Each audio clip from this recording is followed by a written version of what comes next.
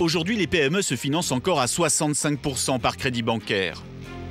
Mais le durcissement de la réglementation les pousse progressivement à diversifier leurs sources de financement en se tournant vers les marchés financiers. C'est par exemple le cas de l'entreprise Bonduelle. Direction Villeneuve-d'Ascq. Dans la banlieue de Lille, nous avons rendez-vous avec le PDG de cette marque ultra connue en France.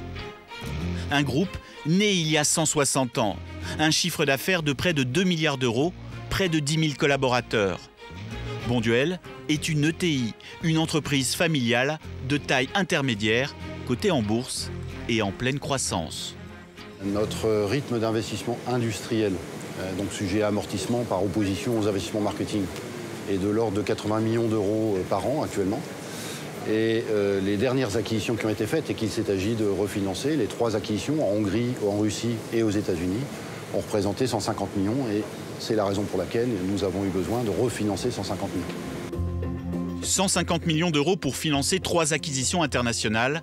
Pour les obtenir, Bonduelle va être la première entreprise française à lancer une émission obligataire sur un tout nouveau marché, l'euro-placement privé.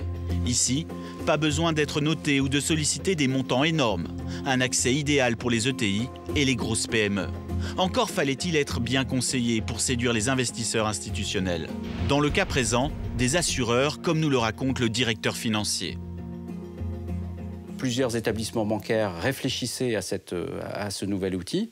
Et puis, un de nos partenaires est venu nous proposer à la fois des partenaires assureurs pour nous financer, a su monter l'opération et a su également apporter un service d'évaluation du crédit Bonduelle qui a permis tout cela ensemble de sortir cette opération de placement privé européen en septembre 2012.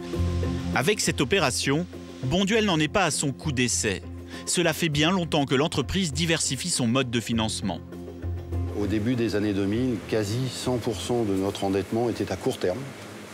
Donc ça a été une préoccupation ces 15 dernières années que d'allonger. Et deuxièmement, diversifier. Diversifier les modes de financement et donc les créanciers. Cette stratégie financière d'équilibre entre financement bancaire et non bancaire est parfaitement comprise par nos partenaires bancaires. Donc ce qui pouvait être à une certaine période un concurrent, le financement non bancaire, est devenu tout à fait complémentaire et fait partie intégrante de la palette d'offres de services que se doit d'apporter un partenaire bancaire aujourd'hui à une société comme Bonduelle. Aujourd'hui, le financement d'origine bancaire représente 40% de notre dette et le financement non bancaire 60%. Et c'est à peu près cet équilibre que nous entendons maintenir dans le futur. La façon de se financer évolue, mais le banquier reste un acteur central du dispositif.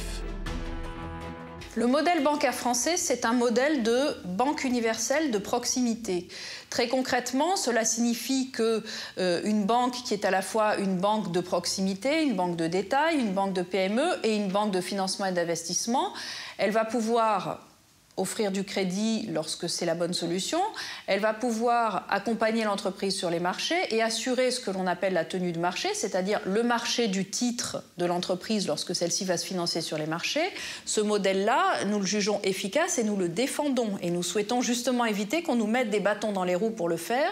C'est le sens de tous les combats que vous voyez aujourd'hui des banques françaises vis-à-vis de certains projets, par exemple de séparation des activités bancaires qui peuvent venir de Bruxelles et qui poseraient un énorme problème pour l'accompagnement des entreprises sur les marchés, pour l'accompagnement de nos clients sur les marchés, mais aussi le projet de taxe sur les transactions financières qui pénaliserait très directement le financement des entreprises.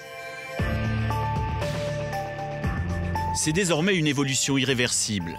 À côté du crédit bancaire, les entreprises vont de plus en plus se tourner vers les marchés financiers. Plus que jamais, elles auront donc besoin de leurs partenaires bancaires pour les soutenir, les accompagner et leur ouvrir de nouveaux horizons. Une alliance nécessaire pour grandir et prospérer.